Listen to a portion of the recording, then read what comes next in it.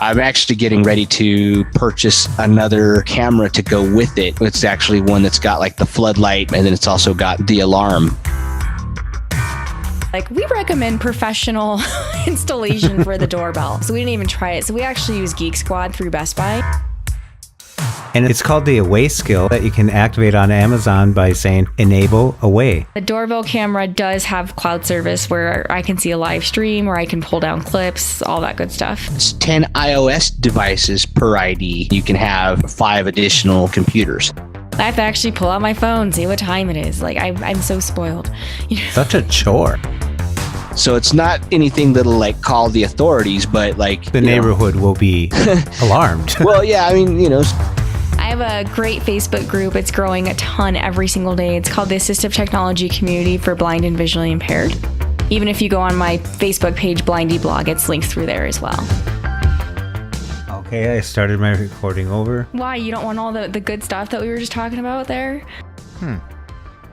Welcome to Tech Abilities. I'm Jeff Thompson, and today we have Serina Gilbert live from Colorado. How are you doing? I am doing fantastic, Jeff. How are you? I'm doing great. And with us also is Andy Munoz. How are you doing, Andy? I'm good. Good. How's the new year taken to all of you? That doesn't sound right. That's a weird sentence. Like it's a cold.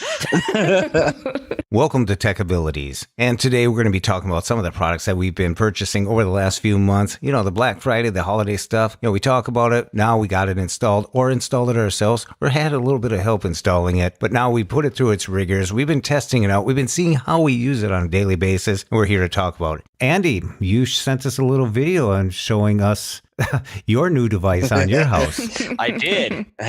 That was the Ring Doorbell. And so the video is wife and I were testing it. And then of course, the little video, you got the clip of what was said there.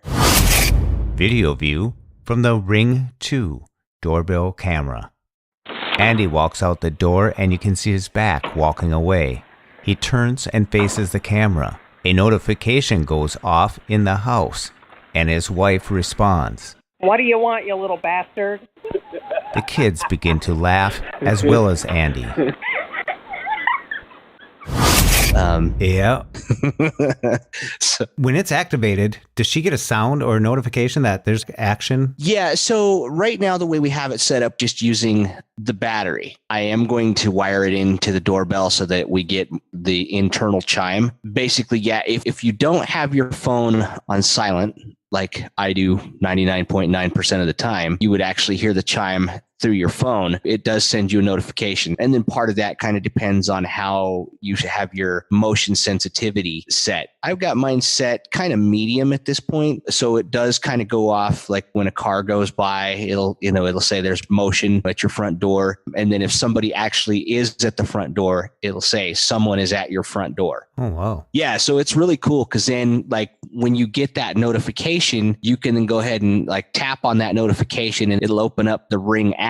And then at that point, you can actually see who's at your front door, and then you can actually interact with them as far as you can actually talk to them. So like if it's the mailman or something and they have a package or something and you want it, like we have a little breezeway in our front door. So we have the screen door and then there's like a little breezeway then our front door. So if we get a package and we want it put inside there, we just say, hey, put it inside the breezeway. And then, when you're done, you can hang up. So oh, look at you guys. That's pretty cool. Yeah, it's a nice little device. Now, that's the Ring 2. Uh-huh. I looked them up when we were planning this, and I saw that was getting some of the highest ratings. Yeah, and based off of my usage of it, I would have to say, yeah, I'm impressed with it. It's worked well. I'm actually getting ready to purchase another camera to go with it. It's actually one that's got like the floodlight, and then it's also got the alarm. Oh, wow. Yeah, so it's not anything that'll like call the authorities, but like the neighborhood will be alarmed. Well, yeah, I mean, so if you got somebody that's trying to, sneak around or something like that, you don't want them there, you can sound that alarm and it'll scare the heck out of them. My brother-in-law actually bought it for that same purpose. He had somebody that was actually kind of prowling around his truck. He actually watched him for a while and then finally went out and confronted him. But, he decided he was going to get the other camera with the alarm on it so that he can just sound that. And, hopefully that'll be more of a deterrent. So the Ring 2, that's a neat option that you can hardwire it or use the battery. Like you said, you're using the battery right now. And the hardwiring is I believe it's 24-volt transformer that it hooks to. It's kind of a catch thing. You can't just buy these things, screw them in and go unless you have the battery. That's nice. Yeah. The nice thing too is it's also got these two little pieces that you can adjust. So there's one, it's angled. So you can get more of a wider view. And then you got one where it points down. So depending upon how your house is set, you can adjust to get a better angle. And from the Munoz towers, you probably have it pointed down a little bit.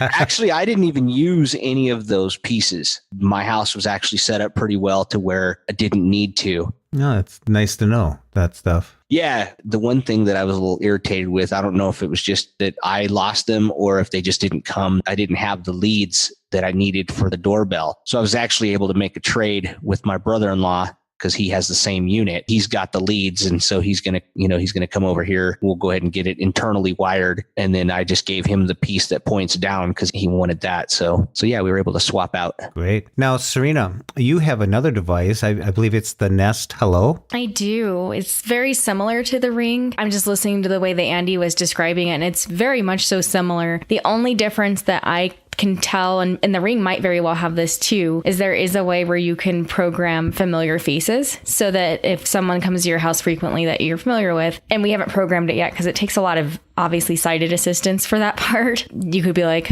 oh, your brother's at the front door or whoever, which might be helpful when it sounds the alarm on your phone. And then I also have it on my Google Mini. Whenever the doorbell rings, it's kind of like a three-way thing. It'll ring the regular doorbell sound, then it'll chime on the Google Mini and on my phone. So no matter what, we know when somebody's at the door. That would be really cool during Halloween, A goblin and a witch are at your door. Oh, goodness. Well, it just help out for the visually impaired, There's not live IRA services wired through it. I see.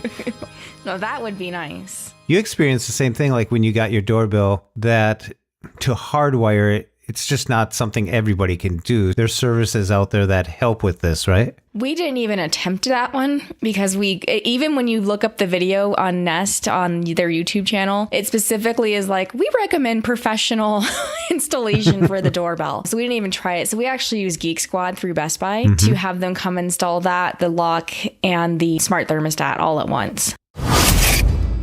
Today we're out on a special service call.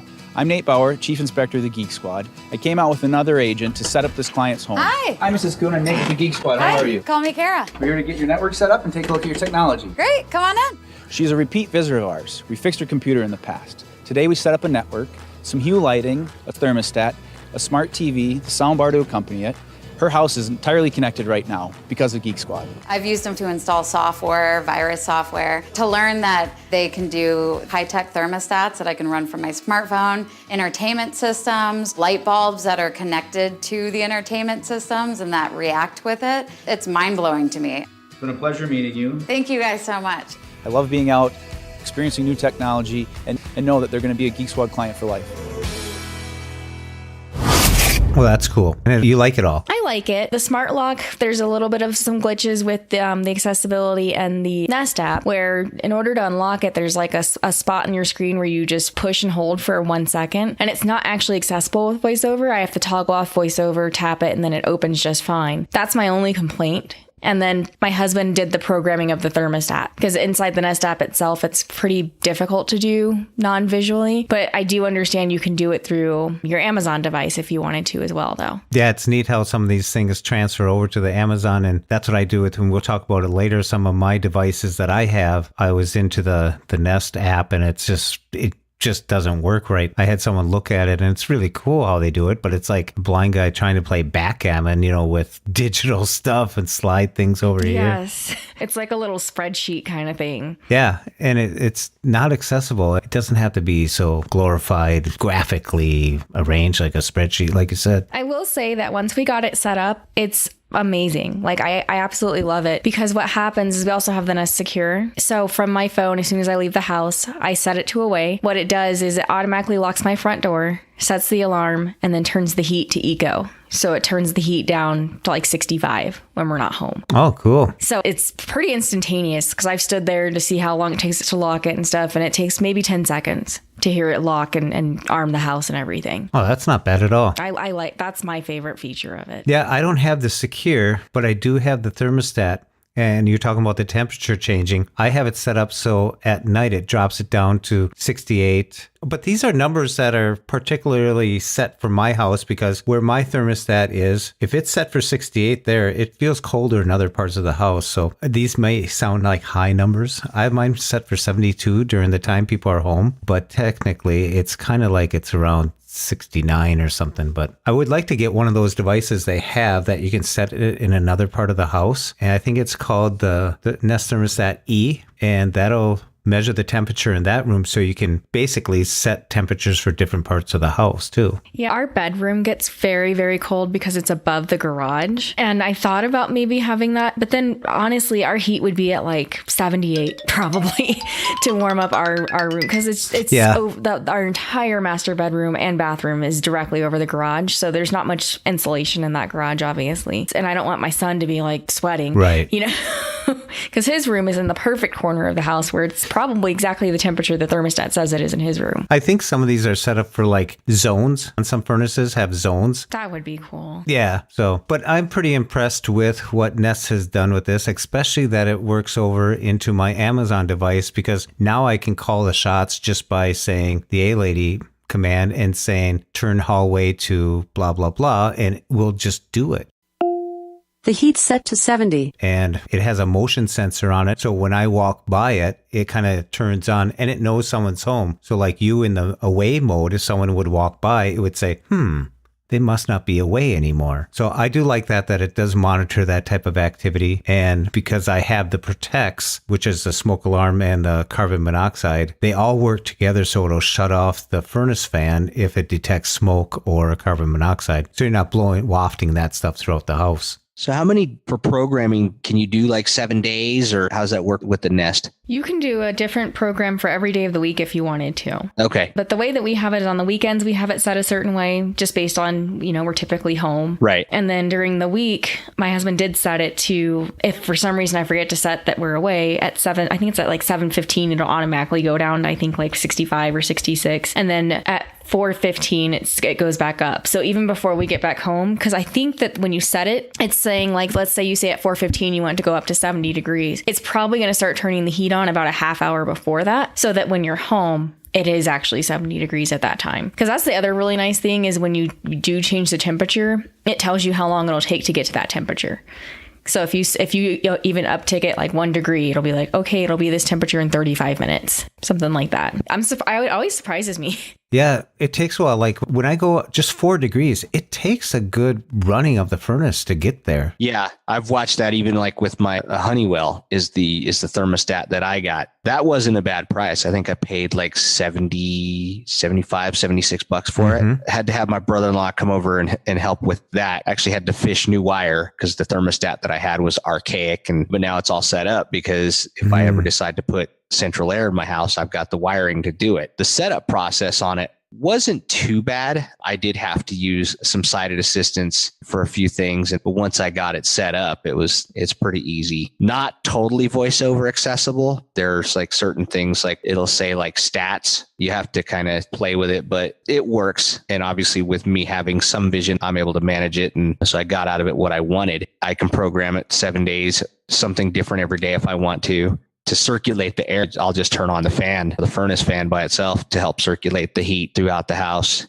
friend of mine did his whole house and he went with the Honeywell thermostat. And I noticed that was like $100 cheaper and I was going to do that. Then I decided I'm going to stay in one zone because of the Nest with the protects and stuff like that to be connected. Then, of course, I heard Serina got everything under the sun in the Nest. Not everything. But that was why we stuck with Nest too, because we knew that we wanted to expand upon it. And because we definitely liked the Ring Doorbell, but when we were looking into stuff, there's not much stuff that we didn't want to have to manage several different apps for everything, is what we were kind of thinking about. Mm-hmm. Yeah. And that's really cool. I was looking at the Nest Hello, and they said it's overkill for a doorbell, but some people want that stuff. And, I think the Nest Hello comes in around about $230 from Amazon. These are prices today.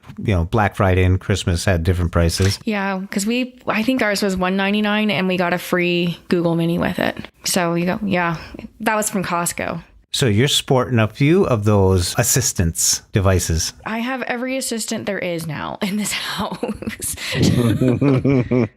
Hey, Portal. I don't have that one. No, I will never trust them. If you've been listening to the Tech Abilities podcast, you know how I feel about Mr. Facebook portal speaker thing that follows you around the room. And their privacy policy, I bet. It specifically says that they can use the data from that to target ads to you. Oh, come on. Yeah. Would anybody do that? I mean, come on. You're so naive, Mr. Jeff. No, I think these devices are really cool. I'm really breaking into them. It's just so neat. We're repainting. And so I'm in the guest room downstairs and I thought it's kind of cold. So I thought I could just open up the app and just flick the couple of swipes here and there, or I could just ask the A-lady to turn it up. But then I thought, oh, well, I'll be asleep and I'll be warm anyways. But just having those options, I love it. You didn't really think you were going to go to sleep. The reality is that you forgot what you were doing and then you fell asleep. Yeah. And the podcast I was listening to went on and on and on. Yeah, because somebody had a mishap with some paint. So Sounds like somebody else I know is jealous. This is a public service announcement. If you are painting indoors, be sure to have adequate ventilation by opening windows. This public service announcement was brought to you by Serina Gilbert and Company. If you guys are listening to a device at night, do you guys set a timer? I got Audible and I noticed that I could set it for like 30, 40 minutes. So let's go into the Audible app. Audible. We'll go to a book that I have. My library, tab 2 of 5. Selected, cloud, button 1 of 2. And it's streaming from the cloud. Sapiens, A Brief History of Humankind. Sleep timer, button. And this was a very good book. And with a single finger swiping left to right, we'll go down to timer, or you can find it just right along the bottom in one of the tabs. Sleep timer, heading, off, button. And you can have the timer off, or you can choose from the list of settings. 8 minutes, button. 15 minutes, button. 30 minutes, button. 45 minutes, button. 60 minutes, button. End of chapter, button. Custom, button. And my favorite is End of chapter, button. And that way I know I'm still within the chapter I started in. I usually make it 10. no, I pass out and then I wake up and I've suddenly missed 4 chapters of the book I was reading. And I have to spend the next day figuring out where I left off of. Shoot, I don't even need it. Once I hit the pillow, I'm done. It doesn't take but like seconds and I'm gone. So I don't even, because I tried that one time though. I was like, I wonder how it would be to use the A-lady and do like some sleep sounds. And so I had like a crackling fire or something. And I don't know. I turned it on and then before I even went to sleep, I'm like, nah, that's got to go, and just stopped it. You're like, it's keeping me awake. Well, no, it wasn't even keeping me awake because I could have slept with it. I could have. It just kind of got on my nerves. And so I'm like, nah, stop. So you wake up, your protect is going off, giving you warnings. You hear a crackling fire. That could not end well.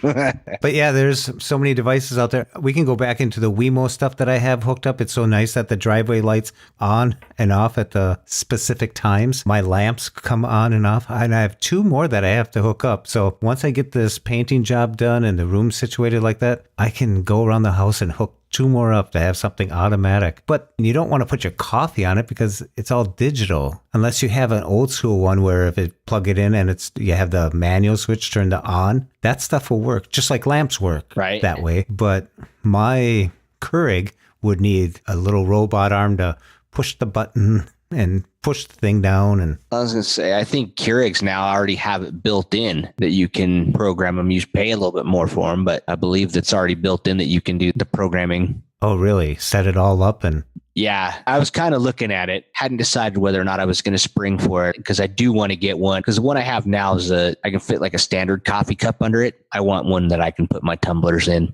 And so I was looking at like a smart one. I do believe I saw one on Amazon that will do that. It'll program. Your drip tray doesn't pull away then? It does, but not enough to put my tumbler. Oh, you got that 36 ounce coffee. No, actually, all I have is a 20 ounce. So Serina. So Jeff. What is Andy like when he doesn't have his 20 ounce coffee? I don't think I'd ever know because I think he might be addicted to it. So I remember when Keurigs came out and I said, I will never fall for that I have to buy special cups, special this. And now it's like, oh yeah, throw in another box of coffee. Yeah, everything's programmable now in some way, shape, or form. Not sure if that's good or bad. I'm surprised they don't have a Keurig that works with the Amazon devices by now, honestly. Right? Give it a week. It just has like a dispenser that you put everything in. You just refill it maybe once a week. I mean, they have a robot vacuum that literally empties itself now. So you would think they'd figure out the coffee maker piece too. They got to give us something to do. Yeah. When I was looking up these home devices and stuff, I decided to check with Amazon, see if Amazon's actually making their own home device thingamabob or something. But there's a skill. And it's called the Away skill that you can activate on Amazon by saying enable Away. What it does is the company that developed it plays music and conversations and news and all this stuff, and it'll play it continuously so it sounds like you're home. That reminds me of something. So I think you guys would, I know Jeff saw this article and maybe I told you about it too, Andy. So did you hear about the parrot that would order stuff on Amazon? Oh, yeah. Nice. Yeah, the parrot got kicked out of a sanctuary because it kept cussing. So the person that adopted it started noticing that random stuff would be, ordered through the Amazon device. And he would also come home to like jazz music and random music that the bird had turned on to play during the day.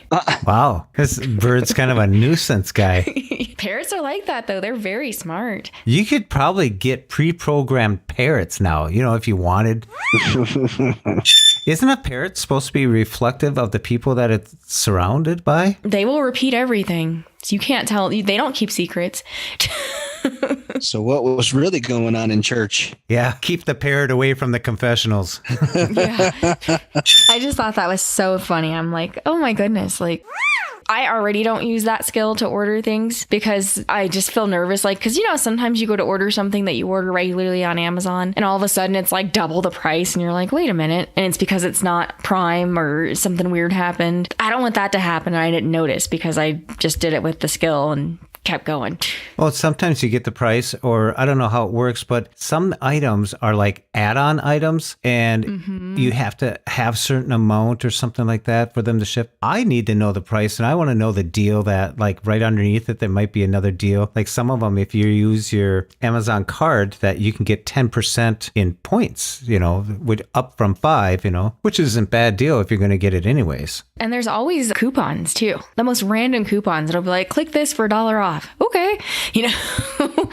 And then it just applies when you check out. Yeah, I just can't do that. I didn't turn it off. I put a code on it, locked it down, and grenades and everything around that because my family like to play games with me and order random things just by saying it. And so it sends a message to your phone. So I get to my phone and I see this list of stuff I can't even mention. It's like, yeah, they were having fun. Gotta love when they do that. Yeah, you can't pick them, can you? Well, Justin's my favorite of your children already, so. Why is that? The Lion King reference from, I don't even remember which episode. So, since he said that I'm right and you're wrong, he's my favorite. There you go. Oh, there's one other thing I wanted to mention about the Secure and your door lock. Now, you have a fob with that, right? No. The Nest Secure does come with a keychain thing. I forget what they're called. I think they call them Nest tabs.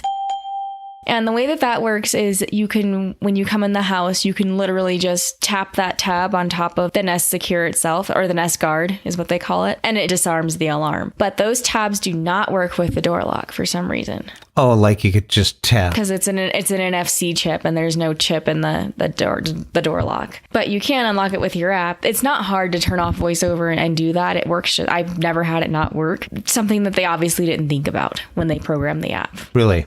So what's the process? Families coming home or something. What is the process of you to unlock, disarm, and everything's back to normal? So if I'm coming home, from work, I use the front door because I don't want to keep opening and closing our garage. That only has so many opens and closes in it, So when I come home, I kind of have my Nest app kind of queued up as I'm getting off the paratransit bus. And as I'm approaching the door, I just push the button on the app to unlock it and go inside. If I'm the first one home, I can also use my app to disarm the alarm, because I honestly don't ever use the key fob thing that came with it to disarm it. It's just easier to do it from the app. If we're coming home as a family, we don't use the front door because we park in the garage.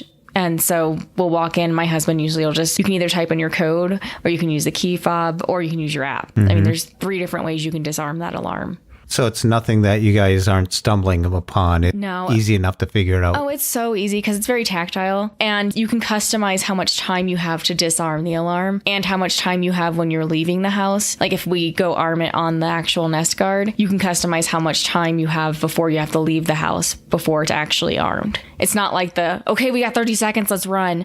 We have it customized. Now, my family say it's me, that I'm the one that we all get in the car, we're ready to go and say, oh, hold it a second. Sounds about right. Yeah, so I run back in to grab something, and so I can disalarm it real quickly and just... Well, if you know that that's what happens to you frequently, then you could just make it part of your routine to arm and disarm from your phone. I don't think it happens that often. Sure, it doesn't. But you don't have to be home to arm and disarm it. Our phones are set to where you can put in your address, and you do have to have a little bit of visual assistance because it asks you to set the pin where your house is. Because when I put in the address, it had it like way off. But once you get that part set up, it'll send you a reminder if you leave the house and it sees that nobody's home to remind you to set the alarm. Oh, wow. And it does it almost immediately, because last night we left and we had only been gone for about a minute, and it said, set the alarm. Looks like you left the house.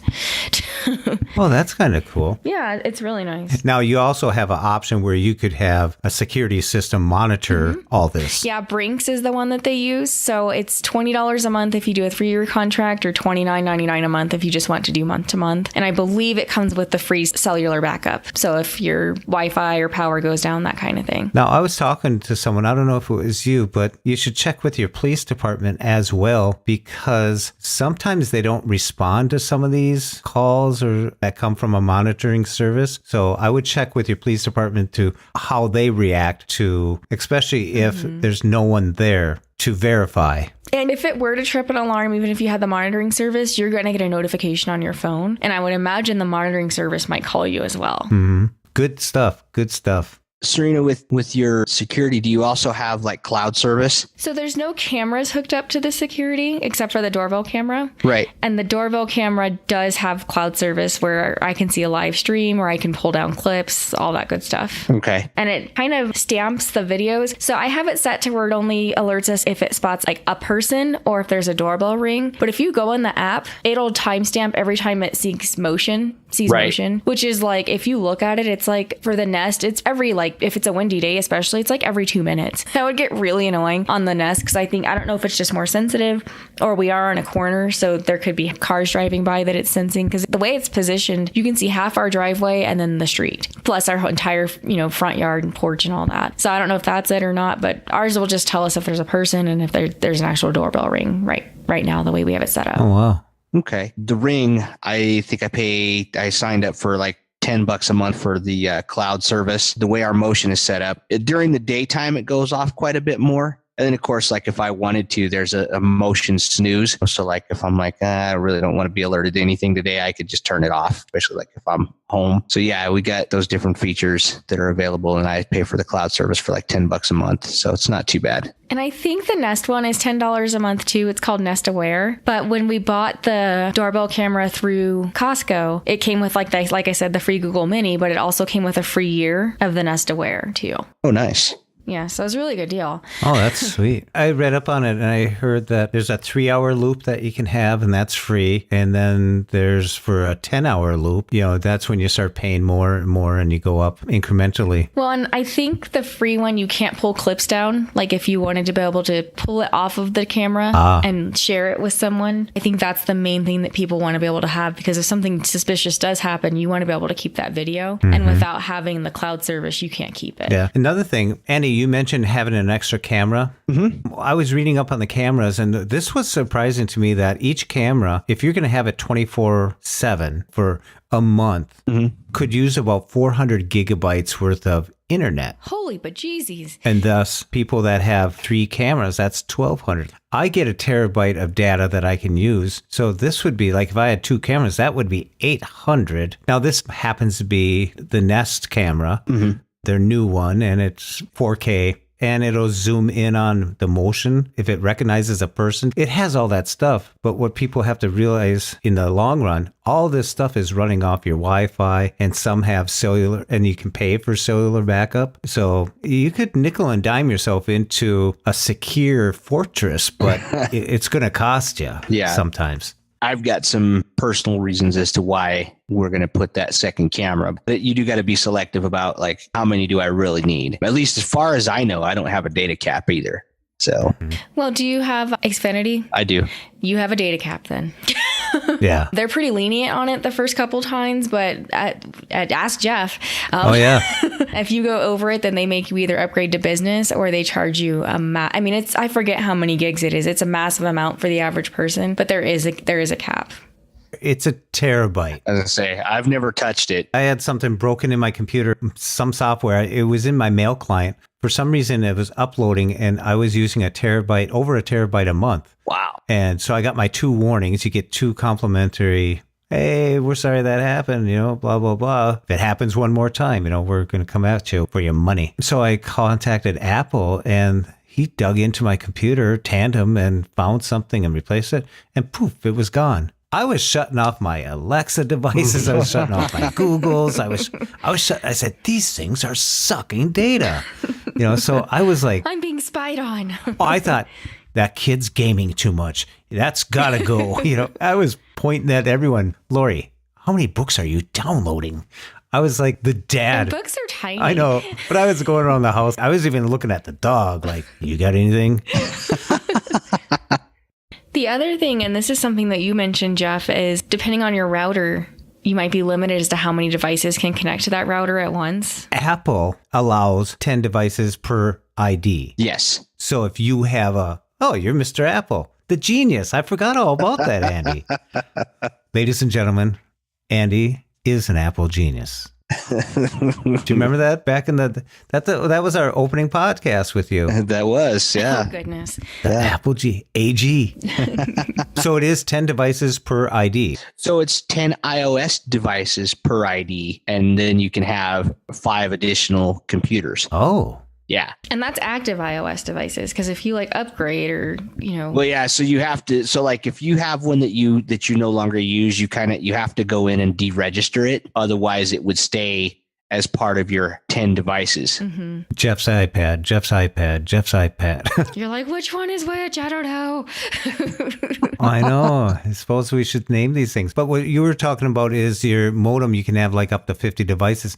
I think that's where bridges come in, where if you have a bunch of Wemos all out throughout your house or something like that, where you could have 8, but if you put it to a bridge, that only counts as 1 then, I believe. I would think so, because at that point it's only pulling 1 IP address. Mm-hmm. Oh, that's interesting. I thought I was going to start overloading because you get all these little devices throughout your house and stuff and just going. And it's got to give somewhere, but it's not like Christmas tree lights. Yeah. Well, and then that's where I was kind of thrown back about the data cap, because, I've got a kid over here that games a lot, downloads games like there's no tomorrow, and we're always on our phones doing stuff. And well, just for fun, check because it'll tell you exactly if you use the Xfinity app, it'll tell you how much you've used in the billing cycle, because that's if you have the modem from Xfinity. It's on your bill too, though. If you check your billing, it's not live then, but it's on your billing, because we don't do gaming and stuff like that. And there's been a couple of months where we've come close somehow, because we have a kid who streams constantly because he watches Nick Jr. and, and then I'm on Zoom doing podcasts and, so you'd be surprised. Lori happens to be in Florida right now, and she said she's in what do they call those RV parks? Because her folks travel, and that's where she is. And she said she didn't have Wi-Fi right now. And I was thinking to myself, wow, where is that? Like, is a tumbleweed blowing by or what? Just no Wi-Fi. She probably has cellular connectivity, though. Oh, yeah. But she didn't want to start pulling in, like listening to podcasts and all this other stuff. So she thought about a computer because she heard that podcast talking about the Mac Air. Oh, yeah. The brand new one. So she reads the title and gives me a call, and it's like, did you buy a computer? Oh, goodness. I think these devices are really making it convenient. I don't think they're excessive. I think it's convenience because it's just security that I know my heat is, I'm trying to save the eco, trying to save heating bills, and the lights come on and off when I don't even particularly pay attention to it, but it happens. So it's really neat. It's so funny. I visited Texas for the holidays, and at home, I'm so used to just being like, hey, Google, or, whatever, set timer for this much, or what time is it, or what's the weather? And I felt like I was like a step back, and I haven't even had all this stuff I've had it less than a year. But then I'm like, oh, I got to actually, go look at the app and see what the weather is, or, Oh, yeah. I have to actually pull out my phone, see what time it is. Like, I'm so spoiled. Such a chore. How about you, Andy? Honestly, I use the apps a lot because my phone is always in my hand, which is really sad. But that's kind of the way I work. Surgically embedded. For real, it is. It's like, man. But even for me, I mean, it's nice because then I don't have to go try to look at the thermostat on the wall to see what the temp is. I can just go straight to my app and see what's going on and go from there. Yeah, it's part of the way things are. And I was thinking people who are going to build a new house today, it's like we used to have to think about putting in wires here, telephone wires there, getting all your Ethernet stuff here, with the way Bluetooth is working though, and the way Wi-Fi is working today, and, even cable cutters and stuff, it just seems like, hey, you don't have to think that far ahead. Look at all the Sonos Bluetooth devices. People are accepting Bluetooth speakers, wireless everything. And it's like you don't have to have a house totally hardwired for your computers and stuff anymore. I think it's great. Yeah, because wiring just sucks. It just gets in the way. But for you people with the cameras on your doorbells, you got to get wiring. You people. I feel like you're a little jealous over there. I know. I want to get it. It's like I was downstairs the other day and I was standing there. I defrosted the freezer because you got to do that once in a while. And I was just thinking about what's above me right here. Oh, that's the entryway. Oh, there's the front door. That'd be right there. I'm like mapping it out in my head here. And I said, oh, the hello wire would come straight down there. So I'm like thinking where this stuff would be located. So with you guys and hearing all the excitement you guys got going for it, I like the notifications that someone's there. I even contacted Serina and was asking more and more questions about it. So I've been digging in. I'm interested in more smart home stuff. Well, I mean, I can't see the video, obviously, when it comes up, but I can tell the sounds, like if it's just my husband grabbing a package or, you hear the UPS truck. So it's especially helpful when you know that you're expecting an important delivery. There's only been one time where someone delivered something to us and like the package was there and I asked my husband, I was like, did you get a notification? Because I didn't. And he was like, no, but I went and checked back the feed and he was like, that guy was like a ninja. He just kind of snuck up there, put the package down and left. And he I don't know how he avoided setting off the camera, but he did. I should become a ninja puppeteer and come over and show you guys some shows. See how you can trick it. Yeah, that's really cool. Just for my own purpose, I try to see if I can sneak out without it going off. How's that going, Andy? Shoot. No, mine sees me. Mine sees me every time. Yeah. I think on this show, we kind of nestled into the Nest products and the Ring products. This stuff is exciting stuff. And, if you guys want to know more about accessibility stuff, Serina, you got a great Facebook group. I have a great Facebook group. It's growing a ton every single day. It's called the Assistive Technology Community for Blind and Visually Impaired. So you can just search that, or even if you go on my Facebook page, Blindy Blog, it's linked through there as well. Yeah, it's really cool because if you got questions or if you want to give advice, it's good. Sometimes there's good stuff. Sometimes there's other stuff. And I think it's always interesting. I try to keep it clean. You guys don't see some of the posts I delete, so. Well, I'm sure you're open to the world of the internet. They're out there. Especially those posts from Andy, jeez. Full-time job, huh? Yeah, you know. More alarming than your Nest Secure. I want to thank all of you for listening. We'll be back next time, and you can check us out on Twitter at Abilities Tech, and check us out on the website at blindabilities.com, part of the Blind Abilities Network. So, Andy, I want to thank you for coming on and sharing with us a little bit about your video that you took with your wife there. We'll share that with everybody. She's going to be famous. Mm-hmm. And Serina, thank you for coming on and showing us the entire Nest product line. Just about. Only, you know. All right. Yeah, you got stock in Nest now? No. Between me and Jeff, I think we own all the Nest products, though. Yeah, I'm just tapping into the thing, but it's really neat that you guys have this stuff to get information, share it, because it's a resource. The Facebook group, you can ask questions there. It's just neat that you make informed decisions, just like bulk rehab, right? I was going to say, look at you using your DVR words. Mm-hmm. Well, thank you, everybody. We hope you enjoyed the show. And until next time, bye-bye.